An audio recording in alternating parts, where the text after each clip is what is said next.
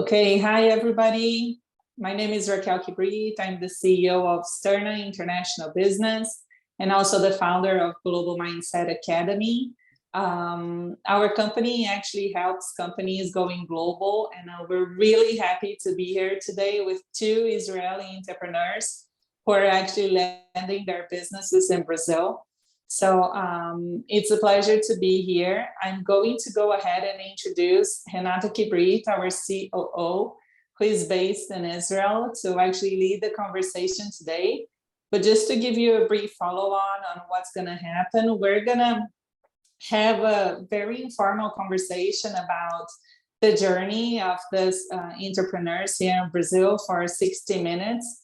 We're on time to wrap up. So if you have any burning questions going in, and there are things that you would like to know from these entrepreneurs, please go ahead and enter your questions on the chat so they can answer you. And let's make this a very...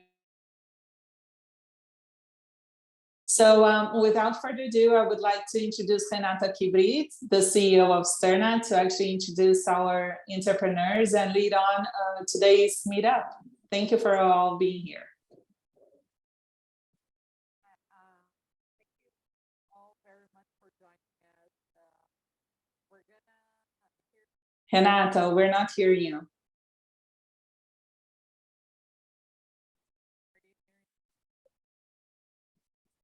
No, we're not hearing you or seeing your video. Can anyone see her video? I see her. Can you hear me now? Yes, now we now hear yes. you. Okay, all right, great. So yeah, thank you all for joining us. We're gonna ask a few informal questions. I really wanted, Hen, can you please introduce yourself, introduce your business, your company's journey so far? Yes, I'll do it as quick as possible. It's okay. I was born in Israel 52 years ago, came to Brazil 22 years ago as chief security for the embassy. First, I was sent to Moscow, and then after 2 years of good behaving, they sent me to Brazil. It's a totally different experience, of course. May I say it's the opposite. And that was my first contact in Brazil as a diplomatic mission.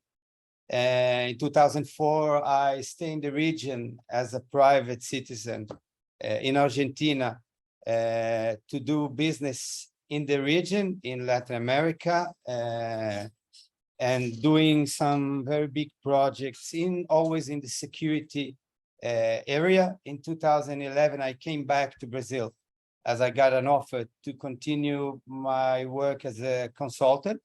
All this time, I can see only Israeli consultants in the market, in Brazilian market. We see huge projects, huge clients, huge verticals, but we always had a little, very small participation in all this business. You would always recommend cameras and technology, and they put some Chinese brands and American brands, and you always ask yourself, where is the Israeli participation? Where can we see all the talking about Israeli technologies in the market? In 2016, I accepted the challenge. I founded Oguen with the idea to help Israeli startups with the mission to bring Israeli technology to Brazil in order to improve security and quality of life of people. Our vision is to be the biggest and the best ecosystem of Israeli innovative technologies in Brazil. And that's what we do since then with a portfolio of products and technologies that I can show you later if you'd like to see. But the idea is to do A to Z for our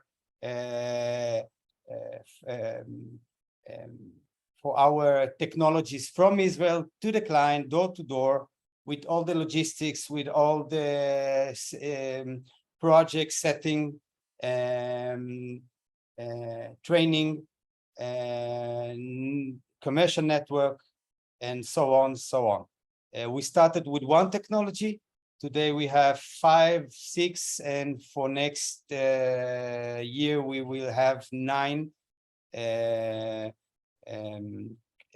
technologies in our portfolio. Each one of it covers a great area of the market, and we are always trying to be to bring the biggest value to our clients. Thank you very much, Hen. Uri, can you please also tell us about yourself and your company? Sure. Well, my name is Uri Yoselevich, or Uri. As you said, I'm the CEO and founder of DockTech. We're based here in Tel Aviv, Israel. In my background, I'm a naval officer, spent 8 years in the Israeli Navy as in charge of electronics such as sonar, radars, etc. After that, studied computer engineering, and ever since I'm combining those two passions together. So passion for maritime, passion for technology is something that I really care about. And this is how DockTech came to life. DockTech mission is to digitize the world's waterways. We're in the world of supply chain. Our customers are port authorities and terminals, and we offer them something that is called a digital twin that can help them understand the conditions on the waterway, and at the end, help them bring more cargo more safely and more efficient. We are based out of Tel Aviv. We work with over 20 ports globally. Most of them is in Brazil, from Rio Grande do Sul all the way up to Belém on the coastline, also in Colombia, and some in the US. That's a quick overview. Amazing. Thank you so much for sharing your journey so far. From what I understood, Hen, was your company created in Brazil, or was your company created in Israel and expanded straight to Brazil? In Brazil, we import Israeli knowledge, but we are a local company with already another branch in the south, more for tax questions.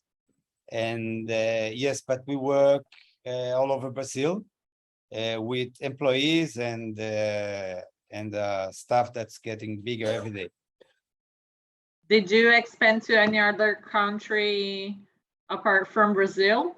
No, we focus only on Brazil, which is already 50% of the economy in the region. So we don't see any reason to go out.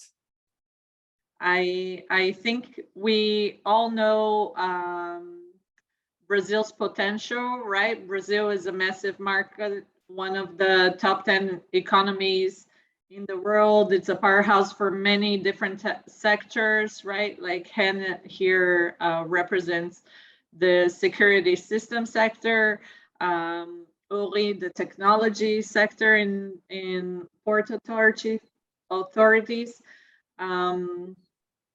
And I think the burning question here is why Brazil? Uri, your company went to different countries before Brazil, right? Yeah, so that's a good question. We were in several places. First, we had some proof of concept here in Israel, the port of Ashdod, port of Haifa. We had another project, the Mississippi River, small-scale project with the lower part of the Mississippi, and also Romania and the Danube River.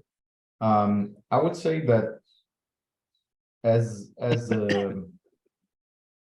I think it happened by a chance. Okay, I think I'm a strong believer of the low-hanging fruit methodology, meaning that it's going to be hard as a startup as it is, so you might as well go when you have good relationship and when you have good people that wants to work with you. So the least the path of least friction is probably the best thing to choose on the first period of a startup. And well, I was very fortunate to meet. I was in London in a Smartport conference, and there was some people over there from a place I'd never heard of before that's called Santos. I didn't even know if it's a real place or not. And they were interested to look for new technologies, and I thought there's a lot of people in our world that are just interested to add that to some report and not really interested to dig deep into the potential and see how it looks. But they meant business, and they wanted to see how can they implement our digital twin in the Port of Santos. And actually, that was about it. Then we got in, we learned about the market, we found a local partner, we found a local country manager, and it's been going great ever since, because the most important thing. Without the conference, I would probably be in Brazil in a different time, maybe not the first, big market penetration That's funny, like we Uri, did. because Santos was one of our first clients too. There are many terminals. I don't know if the same Yeah. one, yes, but we started. One of our first client was Santos too. Yeah, So so what today I they hear, are. Sorry, Sorry, today I'm Uri. just saying that today, from the meeting in London, it was just beginning of COVID. It was March 2020. So that was really the last business trip everyone has have done in a while. From that meeting, they are turning to our design partner and then our customer, and then they're helping us getting other customers in Brazil. I mean, they serve as a reference. They're just been an incredible partner ever since. So from what I hear from you, you really need connections and partners to actually improve your first relationships, to go in and expand your business in any country, but especially in Brazil. Uri, you said you had to hire someone. How was that process?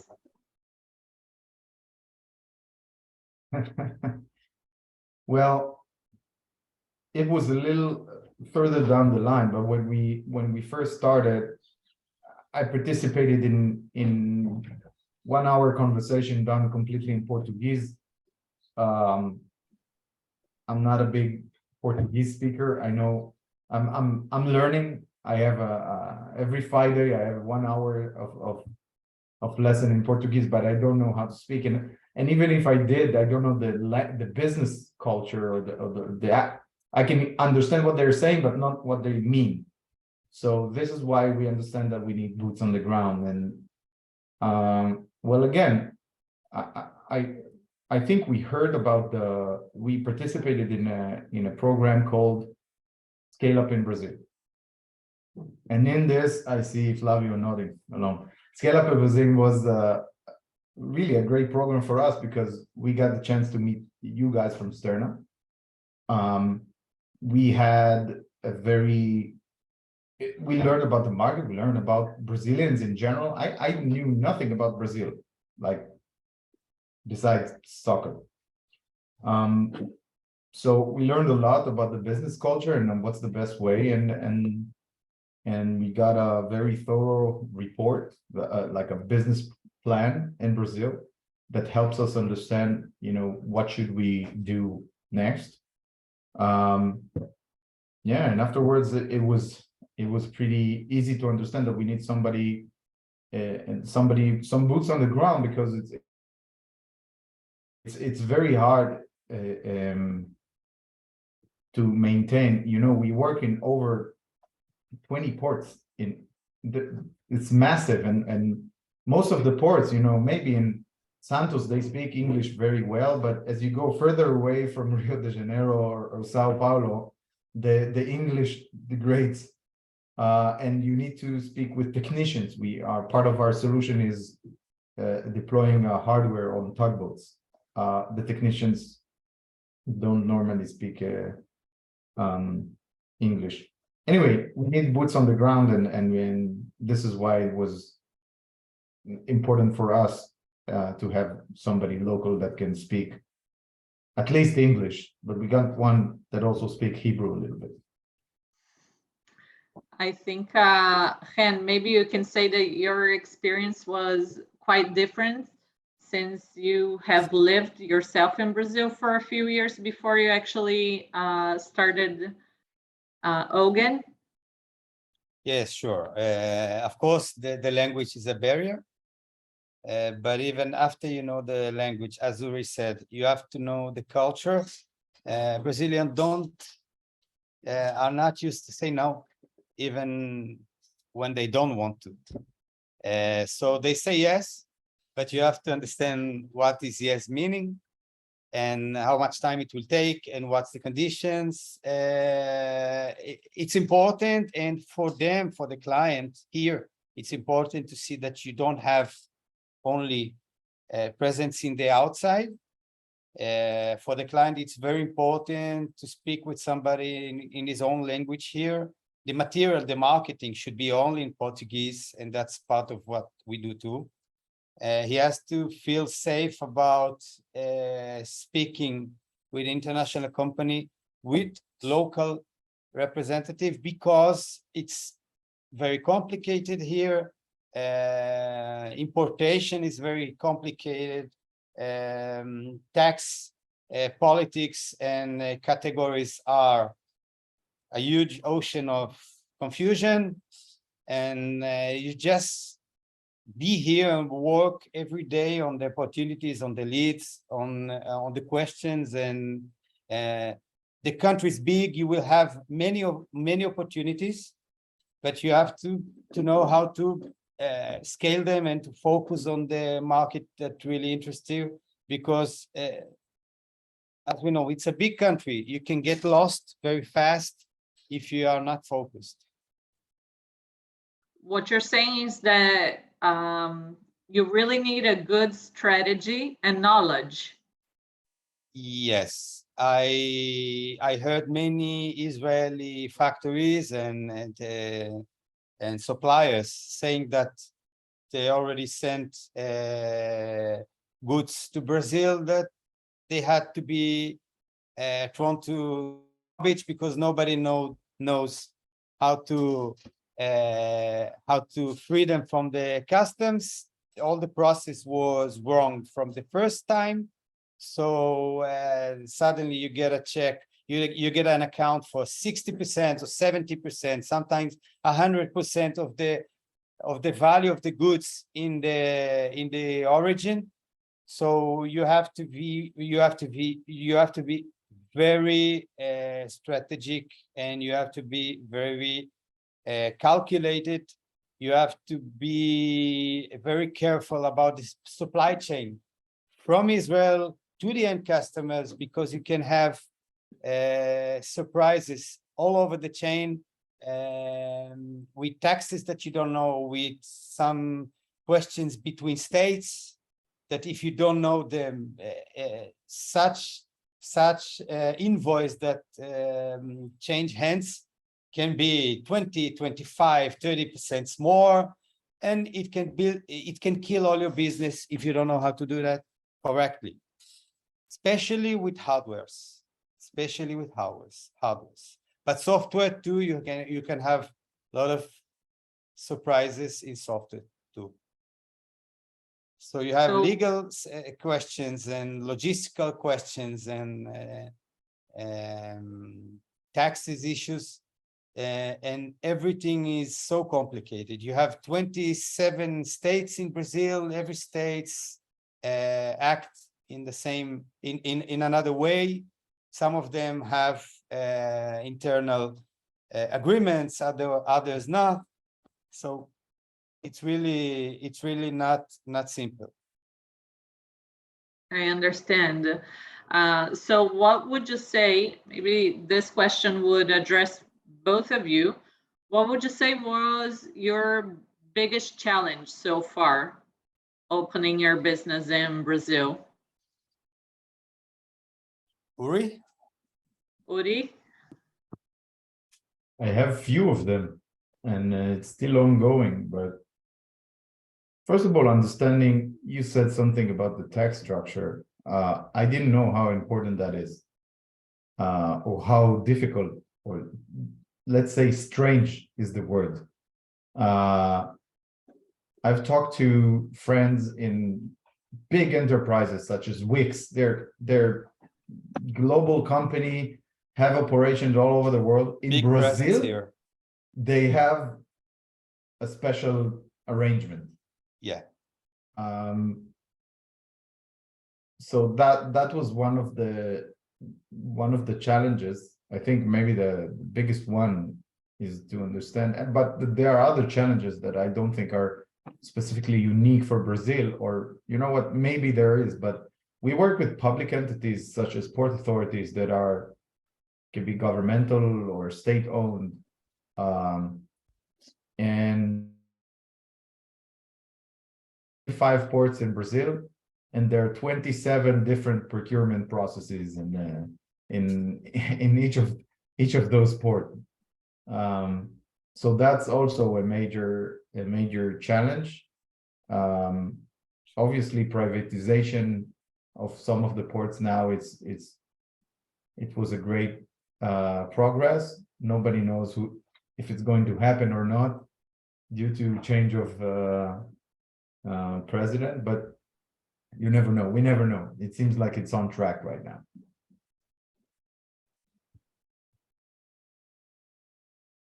Amazing. What about you, Hen?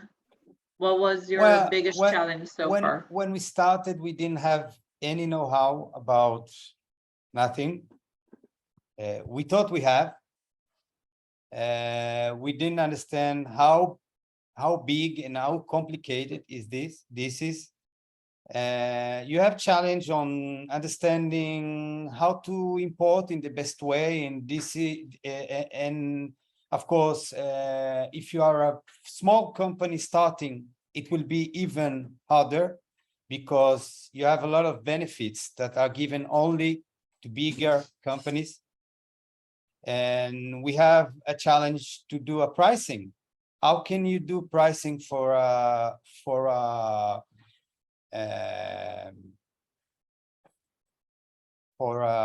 product you never sold, nobody ever sold? When we started sell our first radars, we started selling radars for a market that is used to pay 1,000 reais for a camera, 2,000 reais for a camera, and then we come to the market and then we tell them, we are going to sell you a radar that does the same work as 20 cameras, much better in any condition, but it will cost you $20,000. $20,000? Are you crazy? In the middle of a crisis, how can is it be possible? And actually, we didn't know it with $20,000 we are going to earn something or we are going to lose money. It was very scary moment, and we had to go step by step with a lot of trying and mistaking and learning. And it's a very stressful process, because after you have the product here, then you have to sell it, and then you have to put it on an invoice, and you never know what will be the final account, because it was more mystery than certainty. And then the logistical parts. Okay, what if we have to send the goods to Recife? Should we bring it here to Sao Paulo and then send it? Have an option to send it directly to Recife. We don't know anybody in Recife. We don't know what's the local mentality, what's the local timing, what's the local tempo. Everything is a challenge. Today, after almost 6 years of operation, we feel much safer. But every day is a challenge. Now we have to bring some drones from for urgent matters, and we have to do it in some way that we don't know if it will be possible. And it's meetings and Zoom meetings and conversation and emails and everything, just to be able to define something that we still not sure if it's going to work out. So everything is difficult, but our job is to lower these barriers for those we represent here. Okay, so we already participated in public bids. We have a local network that brings us leads all the time. And we have specialties in every area. So we have legal, we have logistics, we have administrations, and so on. A full package. What I hear from you both is that there are really high risks and a lot of gambling in the process. Without mentioning the foreign rates for the coins, yeah, that's a everyday war to maintain the value of the real competitive. Because if the real goes if the dollar goes too strong, it's another difficulty for us. Yeah. Of course, sorry. Yes, sorry. Go ahead. Of course, the agreement between Israel and Mercosur helps us a lot to compete mainly with Chinese and Americans in the same kind or similar kind of technologies, because we have an 18% advantage in comparing with their products. And funny thing, I was working at the embassy when this agreement was closed 20 years ago. I remember the political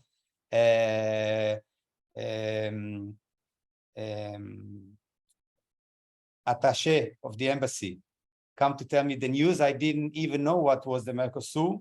I didn't even imagine that one day this will have an impact on me. But yesterday, this 18% of the tax importation gives us a little relief comparing to other brands in the market. I think it's interesting for us all to know, how do you organize your company to deal with the risks and reduce them during your expansion abroad?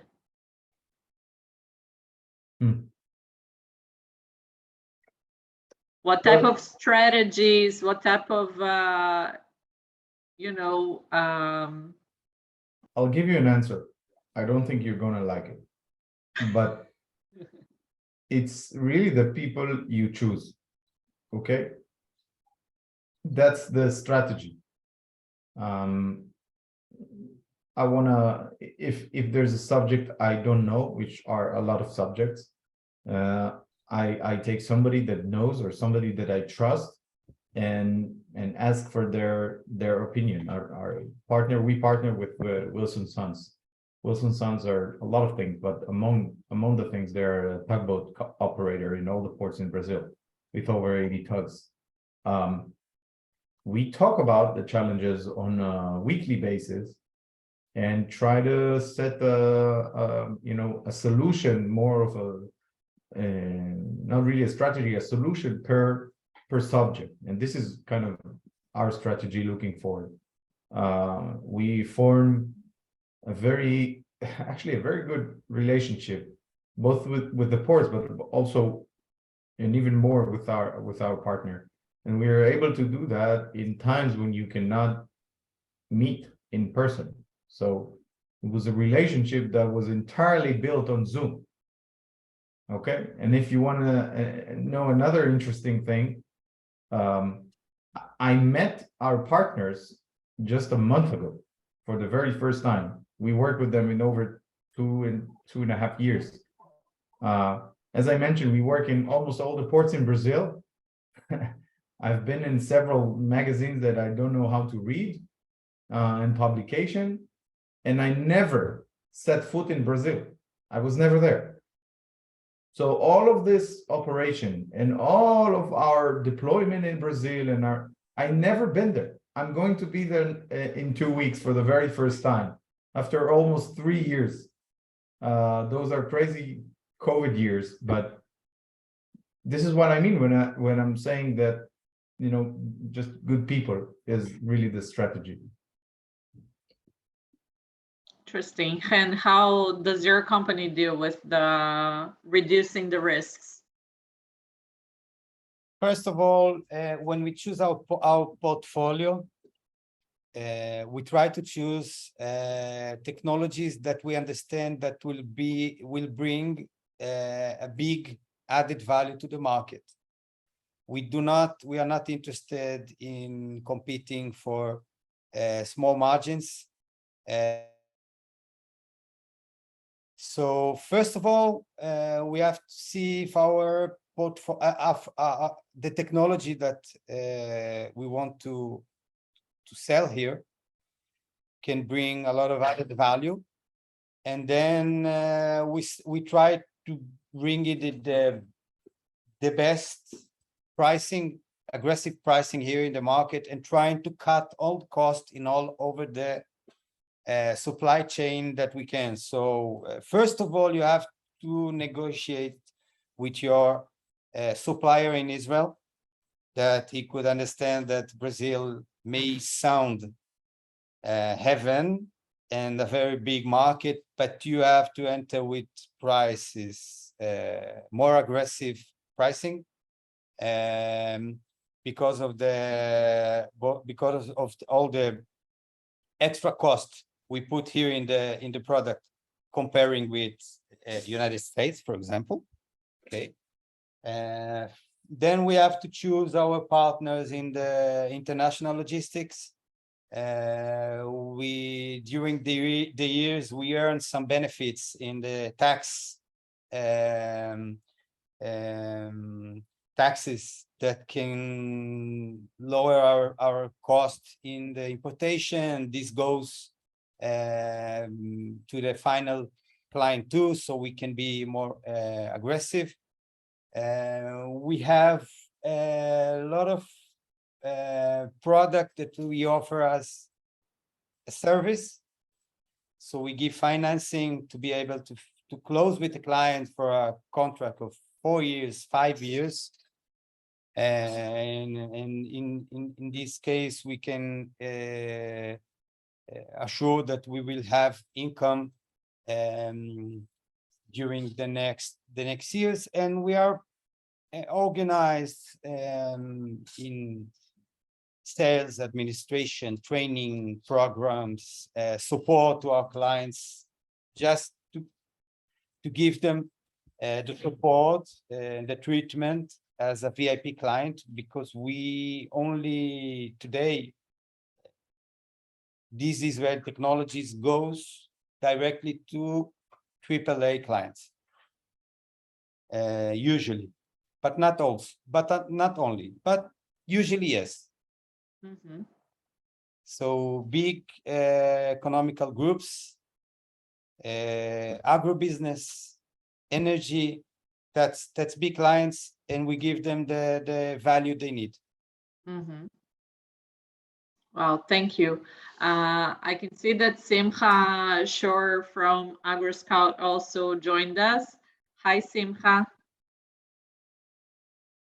I think he just froze. I don't know. Yeah. Okay. Well, maybe he'll get back here. I do have another question that you might have done with your product to enter the Brazil market. Oh, there, Simcha is back. Simcha? Okay.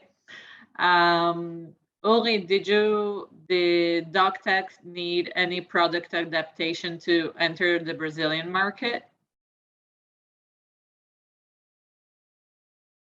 Well, yes. First of all, it needs to be in Portuguese. We did not plan our system in Portuguese to begin with. I think Hen mentioned marketing materials or even technical materials. It's very important to have them in Portuguese. And that's part of our product because there's a long process of onboarding because the most important thing for us is that the product will bring value, and the biggest value that the product brings, this is where we know that we've done our job right. And one example that I have for that is that we've been doing kind of customer interviews when we started with semi-English speakers. So in one port, we had a conversation with one of the directors in port, the decision maker, and he didn't say much. He say yes, no, but not more than that. And I thought, maybe he's not interested. Maybe He's very shy. He's very shy. Maybe maybe he doesn't have any opinion. He says, okay, bring it or not. And then I joined a call with our country manager in Portuguese. This guy didn't shut up. He was speaking. He told all of his challenges for 60 minutes. He was speaking 95% of the time, giving us crucial information into how to adapt the product to his specific challenge. And I was amazed. I thought he was not going to be our customer in the next years, but it turns out it was really a language barrier. So I don't think it's a culture thing, because the more I know Brazilians, the more I find that if I act myself like an Israeli, it's very similar or like-minded in a way, but it's really a language barrier more than anything. Interesting. Amazing. Hen, did your product need to adapt also to the Brazilian market? Yes, part of our process, we translate all the material to Portuguese. When you have software, you always have a software. You get the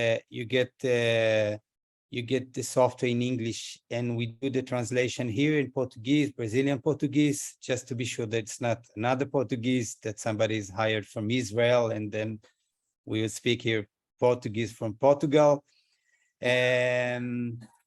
Manuals, documents. Yes, of course, very important to do the certifications. If it's a communication technology, we will have to do an ATEL. If it's kind of regulations as drones, we will have to do ANAC. We will have to go through a certification process. Sometimes it's a process of 1 year, 2 years for drones. If you want to get some permission to go on in automatic ways, that's a very unique and new thing in the market. So yes, of course, everything should be adaptable and adapted to the local market. Nothing about brochures in Spanish or software in Spanish or English. We already had some almost accidents with operators don't know what's this button in the software means, so they just shut it down. And then you understand the need for Portuguese in all the material, no exceptions. Amazing. Amazing. So a really important recommendation from your part, I think. Yes, we have all the marketing in Portuguese. Sometimes it's subtitles, sometimes it's dubbing in Portuguese, but it's very important. If you don't use Portuguese here, they will always see you as an outsider, somebody that comes for an exhibition or just to a road show and then goes back there. and there is no continuation because we know that the follow-up is very important. I know many Israelis coming here, spending on expos, big stands, and then they go back to Israel with 200 names, but they lose connection, they lose leads, and it's not the same thing. So you mentioned conventions and events. What would you say were the most important partnerships and events that both of you participated to actually expand your business in Brazil?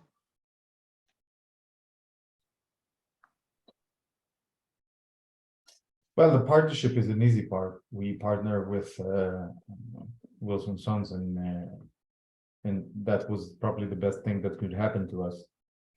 Regarding expos or conferences, well, in our world, as shipping, maritime ports, I mean, there is very professional organization, and APA Latino, the American Association of Port Authorities, is taking place in Santos in 2 weeks from now, and port managers from all over Latin America and even Central America is going to be there, and even USA, which is a very important place to be in, let alone to present and connect. Is that where you're going in Brazil in a couple of weeks, Uri? Yeah. You'll be there as well. Yeah, I'm going to attend. I'm going to be in Brazil for the very first time. So I'm going to be in both Sao Paulo and Rio, and a couple of other places. And but there's, in our world, there's Intramodal, Novos, Portos, like there's a lot of conferences that are very subject oriented or specific sector. I think you should find where the community is or where the people you target are, and follow that conferences. And I agree with Hen. I mean, coming in, having a big booth, and then going out, it's really hard to form a meaningful relationship, any kind of relationship, whether it's partnership or customer and seller. And at the end, you're selling to people, you're not selling to companies. So you really need to form those meaningful relationships. Hen, do you have any partnerships or events that you would? Actually, we started making partnerships from the beginning because we understood that in this market, the market is too big to do it by yourself. And we started showing our technologies in booths that were not ours, that were ours, partnerships owners. And this year, two months ago, we had our first boost, Oguen boost, after the 3 years of Corona. It was a big success. We had many visitors. We put all our technologies together in the same booth. Okay, so it was one of the most visited areas in the exhibition. Flavio and Tali visited us too. It was nice. And the idea is to get every time bigger and put more technologies and more suppliers and more names, brands, because we always work with the original brand. It's never about us. It's always about the brand that brings the solution to the client. Amazing. I really want to thank you both for sharing your experiences. We wanted to ask like a last question, and then we're going to open up for questions. Hey, just a second. I think Simcha came. He has another 5 minutes to be with us. Do you mind if he shares a brief experience of him before he has to go ahead, leave? Simcha. sorry about the disconnects here. We're in some hotel in Barcelona. And it's been an experience. It's not just the language, it's the culture, it's the people, it's the different way of doing things. And I think only being in Brazil, with a team in Brazil, with people in Brazil, is the only way.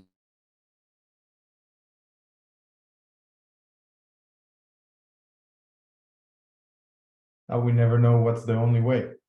Right?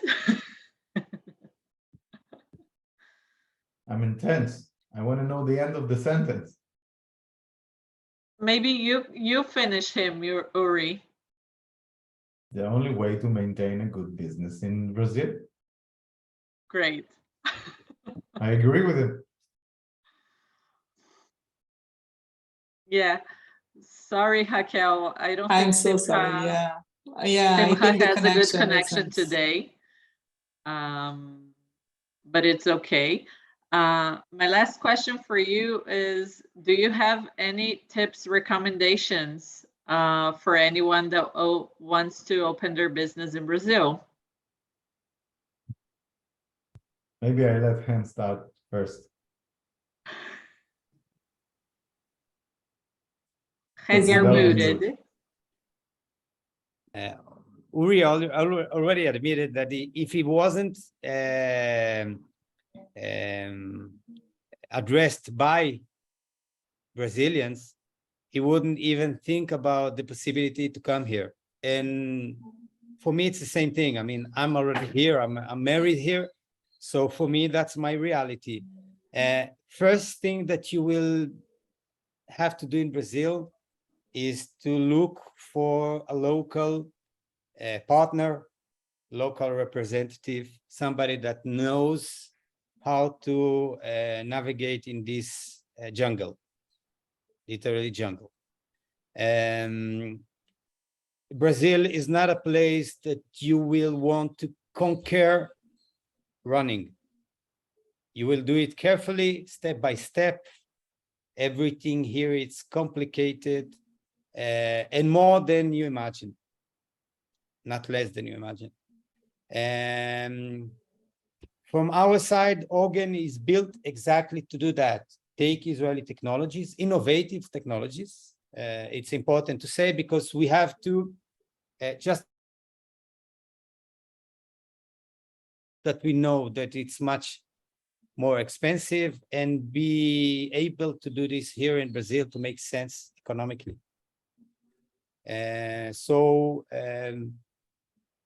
Whether it's Oguen, whether it's another local partner, for me, that's the first thing you have to do here.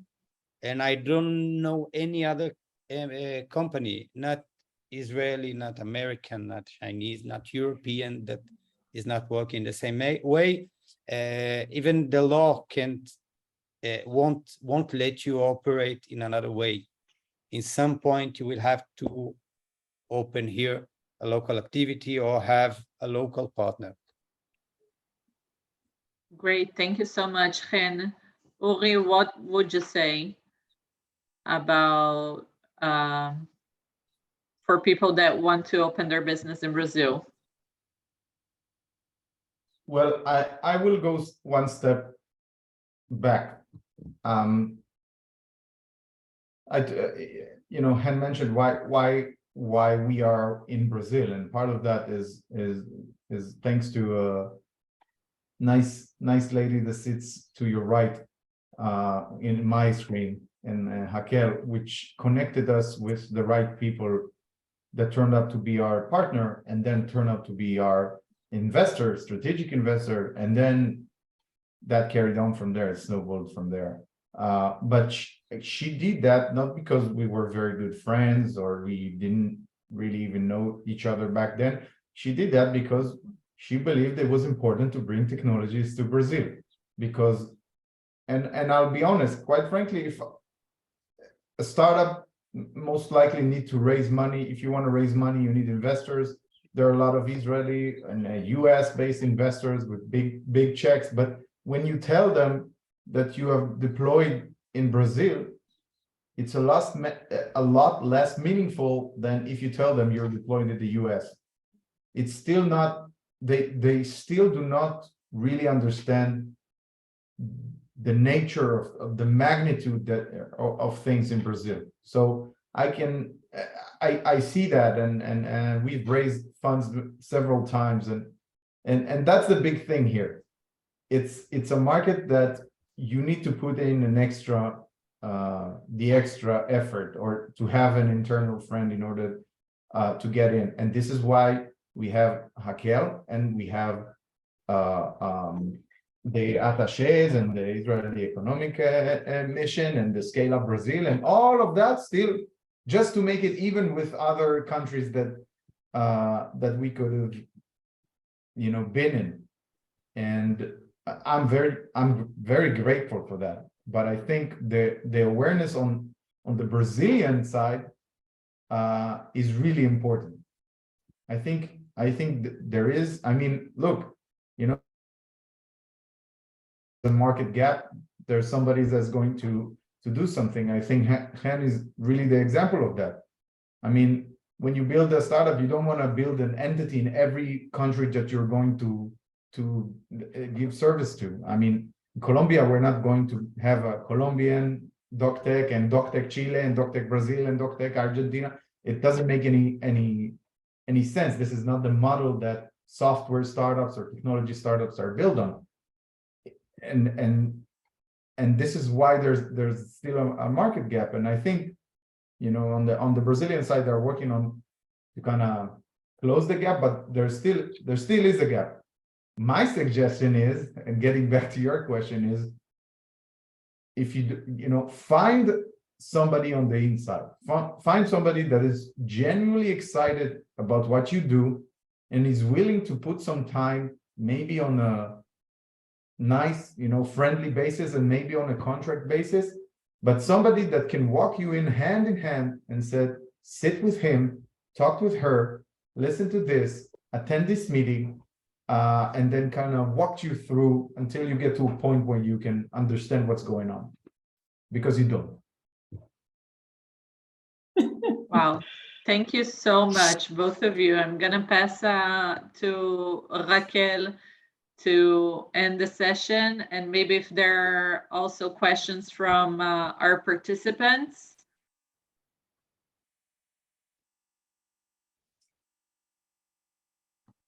Well, guys, Okay. just in benefit of the time, we should wrap up, so we're on time here. Can I just I really have a quick question, because it's really important. We talked about a lot of the challenges and things you go through. I want to know, like, the physical returns that Brazil has provided you guys. So, well, other than, you know, financial, but physical gains. Really quick, I'm really sorry. Not sure what you mean. Me too. So other than financial gains that Brazil has offered, a couple of opportunities, or, you know, physical returns. So she means like tangible returns, like beyond, like beyond revenues or beyond investors. Have you had any other tangible outcomes that came out of your interactions with the Brazilian market? Yeah. First of all, I think I mentioned that, but our work with the Port of Santos is helping us in the rest of Latin America, and even in a global perspective. Because when I was in New Orleans or any other, in Orlando, in the conference of APA, I show the feedback we get there. I show the test case. I have a testimony from the CEO of the port stating how they use our system and how they like that. I think that's important, and that's something that happens in through our work in Brazil, and it's also helping us inside Brazil. So the first thing ports do when they think about hiring you, after you pass through the first, like, what do you do and why is it good for us, they call one of their own. They want to talk to a port operation manager or dredging manager or survey that uses the system because they want to have a third party like a reference, and that was very useful as well. And quite frankly, this is also helpful with investors, because good investors validate through customers.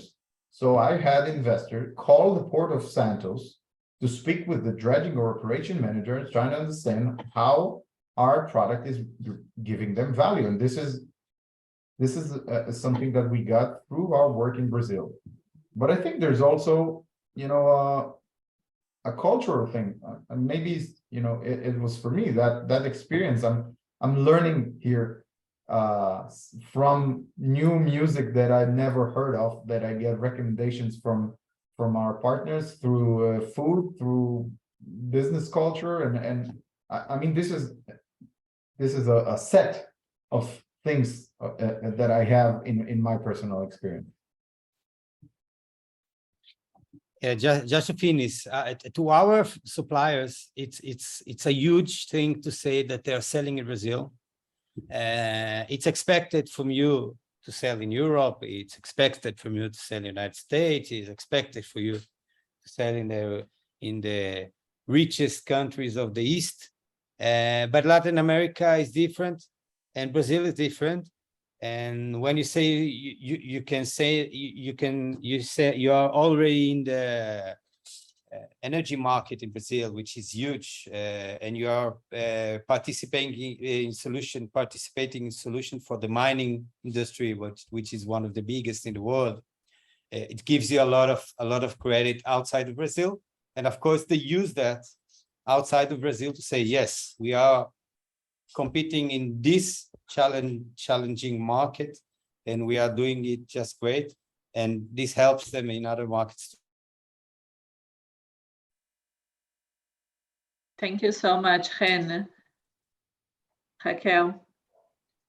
So guys, now we're going to wrap it up. I just want to thank for everybody that stayed until the end, everybody that made questions, were participating. Hen and Uri, thank you so much for your time. We really, really value your experience. And for Uri and Simcha that was just here, it's a pleasure to have you guys as clients of Sterna. We're helping you land in Brazil, and we know the challenges that you're facing. But for those of you who are looking at actually coming to Brazil, know that there is a market that is looking forward to having more technology, more innovation in Brazil, and Israel can really provide that. Israel is seen as a great country by the Brazilian market in terms of innovation and technology. I have seen numerous missions of Brazilians actually going to Israel just after the pandemic, wanting to know more about what's done in Israel. So again, another great opportunity for you to leverage on that Israeli reputation and tackle the Brazilian market.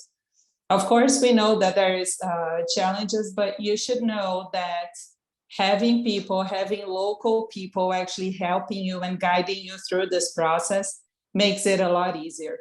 So this is why we're here. Every market, when you enter, we're specialists in internationalization. So every new market you enter, there are rules. If you go to China, there's other rules. If you go to Germany, it's other rules. So Brazil is no different. You just have to learn what those are, comply with the law, and then actually moving within the market. So this is, it could sound a little overwhelming, but I just want to let you know that it's not impossible. But I mean, we really think this is a tangible thing.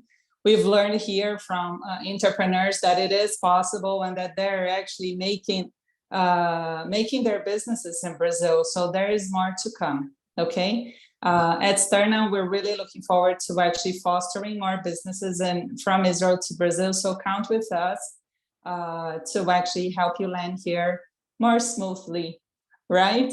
And easily. So thank you all for your time. We really appreciate it, and we hope to see you in Brazil sometime soon. Thank you, guys.